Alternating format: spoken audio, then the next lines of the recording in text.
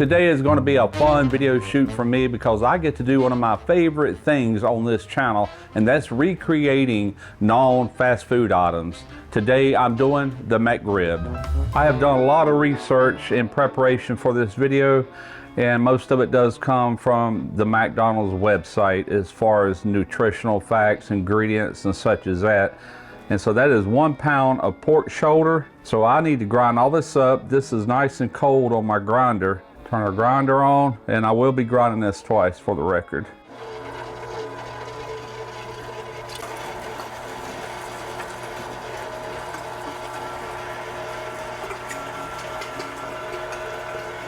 Go ahead and run it through again.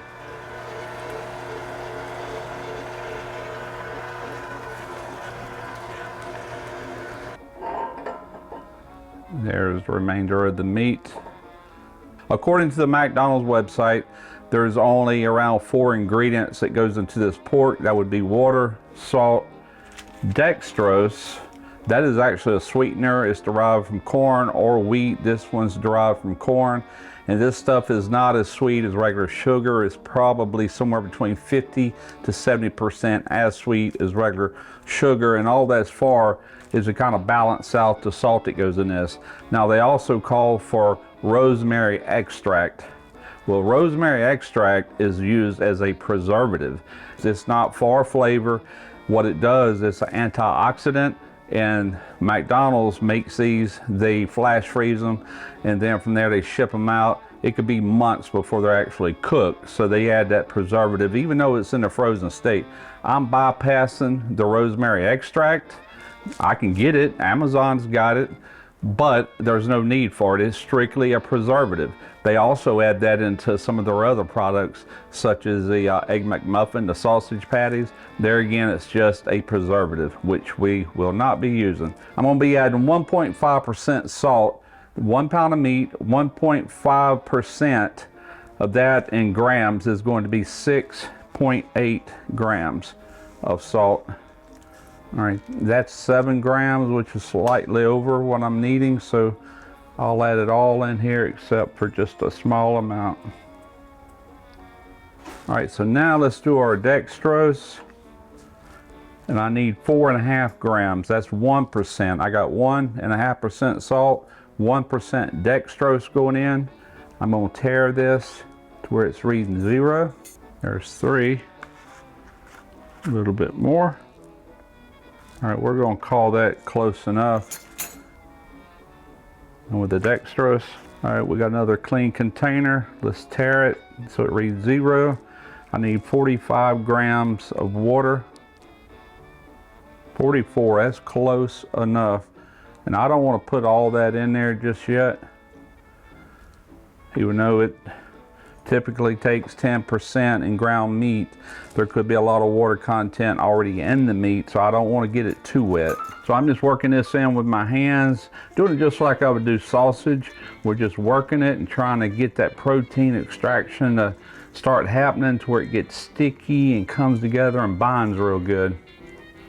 All right, what you're looking at is a mold that I ordered off of Etsy. And I think Amazon had some made out of silicone.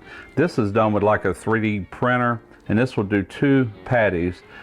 We'll just start by adding some meat in here and getting it all pressed in real good. I'm gonna get both sides done. And I'm using this cling wrap so where it pops out easy and doesn't give me any trouble trying to come out of this mold, because this is going in the freezer to set up. So one thing that will make this job easier is just take a spatula like this. Most everybody's got spatulas, and that way you can press down as you're smoothing out. So let me work with this just another moment. From there it goes in the freezer. I'm gonna let this sit in there for a couple of hours to get good and firm.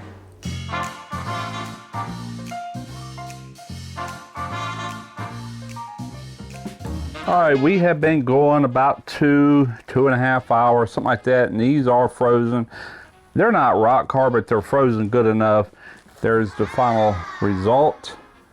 I think they turned out pretty good. No complaints here. So we're gonna go ahead and sear these. All we want to do is just really add some color to it. So I've got the Pits and Spits flat top griddle fired up along with our Pits and Spits griddle. Tell you what, I'm growing very, very fond of this griddle.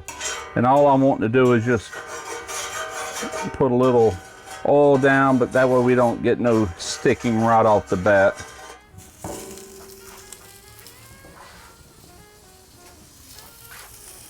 And number 2.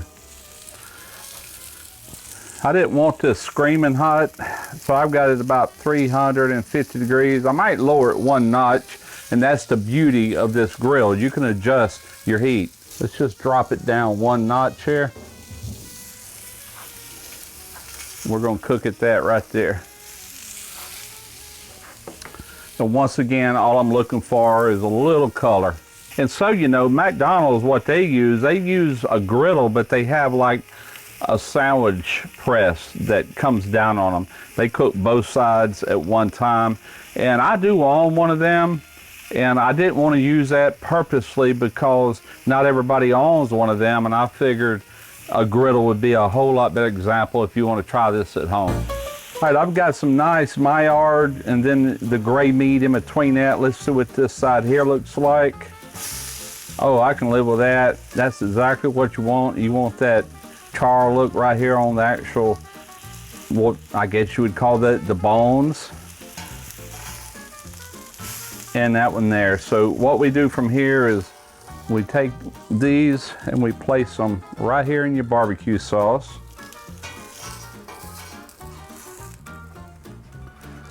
Just like that. Sit there and work that in. Now I want to take a brush.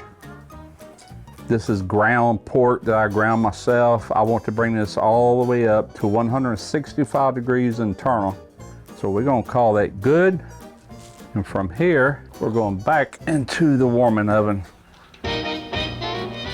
Let me get you up to speed what I did. Instead of 160, I went ahead and brought that up to 220 just to speed things up. All I'm doing is just trying to bring it up to a safe temp. So that's where we're at. Let's go over here and temp it and let's see if they're done. There we go, 166. She's done. That is 166, same thing. Get those toasted up. We're gonna put a sandwich together. Man, that is like the perfect fit for these buns. All right, so the first thing they do is they lay down 2 pickles. These are like hamburger dill pickles. Then from there, they lay on some white onion, thinly sliced.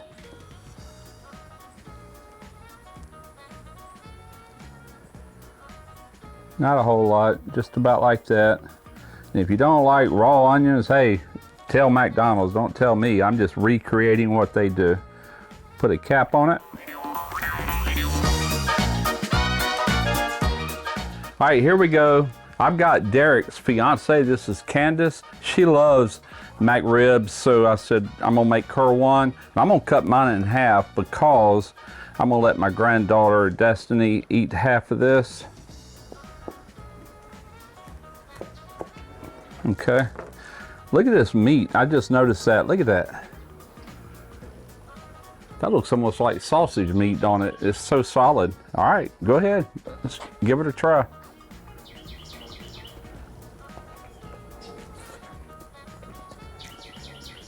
Those are way better. I like these. That's better than McRib. Oh, absolutely. What do you think about that sauce? Is that kind of close? Oh, yeah. You know what that is? That's Walmart sauce, barbecue sauce. Really? Great value brand. I've never used it. Well, it's delicious. Who would have thunk? Not me. I'm gonna get my pickle. McRibs is not one of my favorites, but these are really good. These are better, I'm telling you. Oh, they're way better. And so you know, at the end of October, McDonald's are bringing them back. And what I read online is that this could very well be the last time they bring them back. So, hey, now you can do it at home and even better.